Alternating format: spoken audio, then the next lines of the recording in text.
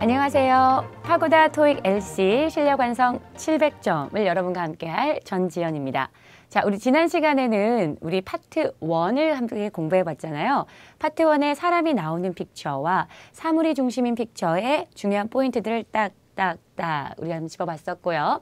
그리고 선생님과 함께 했던 미국식 발음과 영국식 발음도 꼭 복습해 보시기 바랍니다. 자, 오늘은요, 그에 이어서 파트 2를 같이 함께 하실 건데요.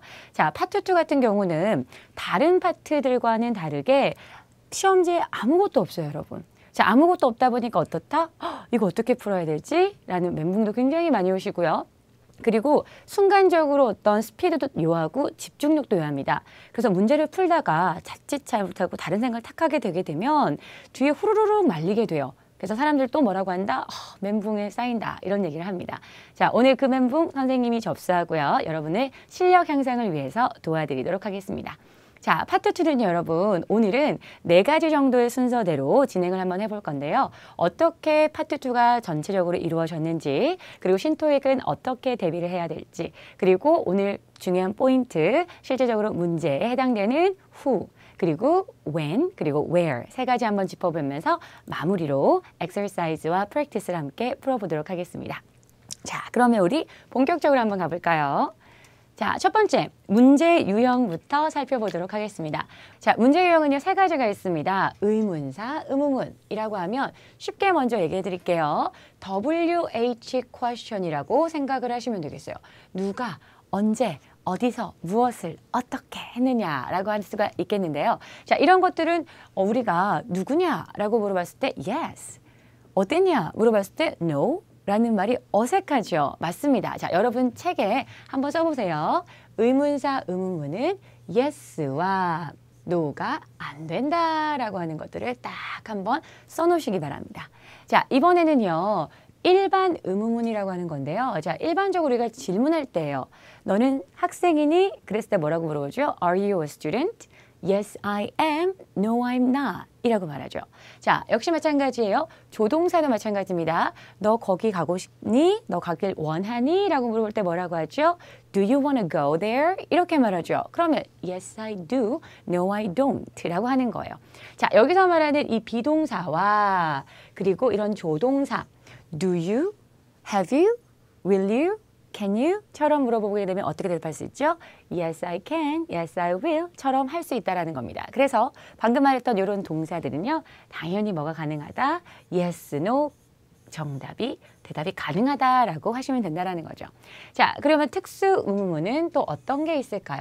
자, 부정 의문문 가볼까요? 자, 부정적이라는 건 뭐예요? 너 먹고 싶지 않니? 이런 거죠. 너 가지 않을 거니? 라고 하는 don't. Aren't you? Shouldn't you? 이렇게 시작을 하는 것들이고요. 자, 부가 의문문이라고 하는 건요. 너 거기 갈 거지? 그치? 너 이거 할 거지? 그치? 라고 물어보는 마찬가지로 문장 맨 마지막에 Don't you? Aren't you? Haven't you? 이렇게 붙는 거예요. 자, 근데 부정 의문문은 앞에 물어보는 거, 부정적으로 나가는 거고 부가 의문문은 부가 뒤에 문장이 나간다는 거죠. 자, 그리고 선택 의문문은요. 역시 말 그대로 선택을 하는 겁니다. 커피 마실래? 주스 줄까? 그랬을 때 A와 B 중에 우리가 선택을 해야겠죠.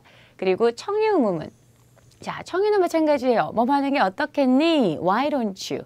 Would you like to? 이런 것들이 청유가 되는 거고요. 이제 간접 의문문 같은 경우는 직접적으로 몇 시입니까? 라고 물어보는 게 아니라 몇 시인지 아세요? 라고 이렇게 부드럽게 물어볼 때 쓰는 것들이죠. 그리고 평서문은 question 마크가 없이 누구는 뭐뭐다, 무엇은 어떻게 되겠다 라고 되어 있습니다. 자, 지금처럼 이렇게 문제 유형이 뭐가 나온다? 일반 의문문, 그렇죠? 의문사 의문문, 그 다음에요 특수 의문문 이런 것들이 나오는데요. 선생님하고 하나씩 따져서 본다 보면 나중에 이 강의를 모두 듣게 되게 되면 뭐다? 아, 요런 거는 요게 답이구나. 요거는 패스시켜야겠구나 라는 것이 딱 걸리게 된다라는 거죠. 자, 그러면은 우리 신토익 어떻게 바뀌었을까요? 문제 유형은 동일합니다. 문제 유형은 동일하다. 아까 선생님 설명해 줬던 거죠. 근데 문항수가 어떻게 됐다? 아싸, 감소가 됐다라는 겁니다. 예전에는 30문제를 풀었었다면요. 지금은 5문항 정도가 감소가 됐다라는 거예요. 여기까지 괜찮으시죠? 자, 그렇게 되게 됐을 때 우리가 신나할 수도 있어요. 왜냐하면 순간적으로 집중도 해야 되고 스피드도 요하는 문제이기 때문에 좀 줄어들면 좋죠. 그런데 선생님이 신토익 이후로 지금까지 쭉 토익을 쳐봤을 때 이게 만만치가 않습니다. 예전에는 탁 하면 탁 걸렸었는데 지금은 A, 답이 아닌 것 같은데 B, 요것도 아닌 것 같은데 C, 뭐지? 라고 하는 멘붕이 또 다시 찾아올 수 있어요. 자, 역시 선생님이 그런 것도 다 파악을 해서 분석해놨으니까요. 이 교재로 한번 같이 해결해 보도록 할게요. 자, 신토익 어떻게 바뀌었을까요? 아까 말씀드렸던 것처럼 의문사만 듣고 답을 찾을 수 있는 문제는 감소한다. 누구냐 물어봤을 때 제이슨이요 라고 대답을 할 수가 있겠지만 지금은 그렇게 단순한 문제는 잘 나오지가 않는다라는 겁니다. 조금 더 어렵고 디테일하게 나온다라는 거죠. 자, 그리고 비의문사 의문문. 아까 의문사 의문문 기억나시죠? what이나 when이나 where 이런 것들인데 그렇지 않은 비의문사 의문문과 평서문들의 고난이도 질문이 증가가 했다라는 겁니다. 되셨어요? 자, 그러면 우리가 이런 것에 대해서 어떻게 대비를 할까요? 자, 선생님하고 대비하는 법 보도록 하겠습니다. 자주 출제되는, 그렇죠. 자주 출제되는 문제를 풀어봐야겠죠. 이런 질문과 응답의 유형, 그리고 필수 표현을 반드시 정리해야 된다. 자, 여러분, 사람들이 왜 리스닝 단어를 잘 안 외우는지 아세요? 자, 명확한 두 가지 이유가 있어요. 첫 번째는 뭐다? 뭘 외워야 될지 잘 모른다라는 겁니다. 그럼 뭘 외워야 되는지 딱 나오게 되면 그것만 외우면 되는데요. 그죠? 자, 두 번째는 뭐다? 리딩 단어를 너무 많이 외워야 되다 보니까 좀 소홀히 하게 된다는 거죠. 자, 오늘 선생님과 이 강의를 시작하면서부터 여러분은 뭐다? 필요한 필수적인 단어는 자연스럽게 암기를 하시게 되면서 그리고 책 안에 있는 내용, 필수적이고 중요한 단어들은 콕콕콕 선생님이 찝어줄 테니까 그거는 꼭 저랑 외우시기로 약속하시기 바랍니다. 자, 그리고요. 고난도 기출문제 질문과 응답의 유형을 암기한다. 선생님, 응답 유형 암기하면 뭐가 도움이 되나요? 물론 됩니다. 자, 왜냐하면 우리가 비즈니스를 해본 적이 없기 때문에 토익에 나오는 어떤 상황들을 다 알 수는 없어요.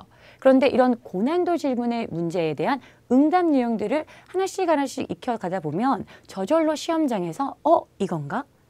요건 요럴 때 쓸 수 있어. 라는 것들 어떤 필이 탁탁 온다라는 거죠. 자, 그리고요. 오답 유형을 정리를 하고 오답 속어법을 사용해야 된다. 자, 오답 속어법. 예전에 선생님이 어떤 느낌이 들었냐면 이런 느낌이 들었어요. 자, 우리 신토익으로 바뀌게 되면 새로운 문제가 등장하게 될 텐데 그러면 선생님이 기존에 갖고 있던 이 많은 문제들이 다 휴지 조각이 되는 건 아닌가 진짜 고민 많이 했었거든요. 자, 근데 그럴 필요가 없다라는 거를 지금 신토익 시행 이후로 지금까지 선생님이 문제를 보면서 알아냈어요. 왜?